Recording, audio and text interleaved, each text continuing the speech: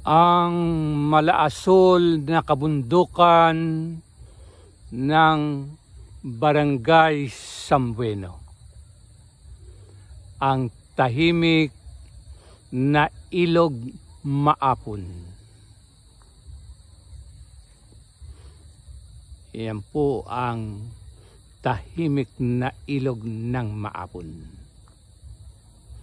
ang luntiang kalikasan na nakapaligid. At ito pa rin po ang kalikasang nakapaligid sa aking gawing kanan, ang lawiswis ng Kawayan. Kawayan na pinakam mabisa magaling na magbigay ng malinis na hangin. At ang inluntiang damuhan o parang tahimik na tahimik. Napakasarap mamalagi sa pook na ito, lalo na po kung dapit hapon, upang ang mga bagay-bagay na nararanasan sa ating buhay ay tayo ay magmuni-muni upang kung ano man yon ay ating malampasan. Ano pa ba ang ating hanapin sa ganitong kapaligiran? Sa di mo inaasahan ang makarinig ka pa ng tila nagsusumigaw na awit ng ibon. At sa dako pa roon ay ating makikita ang akala mo ay isang malaking bato. Ngunit bato po na gumagalaw. Iyan po si kalakian.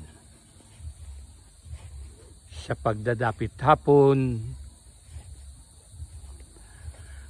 ay narito siya sa luntiang damuhan,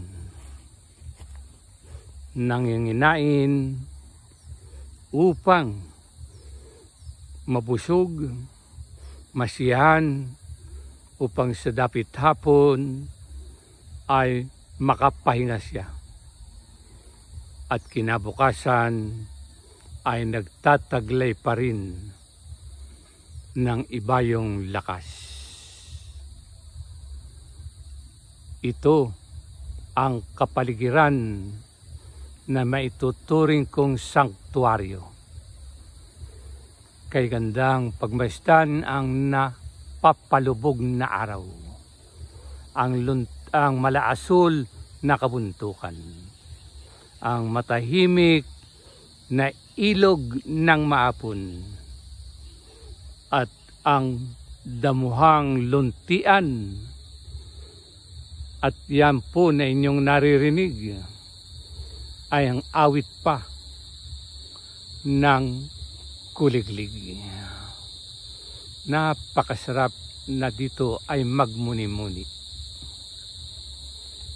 Isang regalo o biyaya ng kalikasan sa mga katulad natin o sa lahat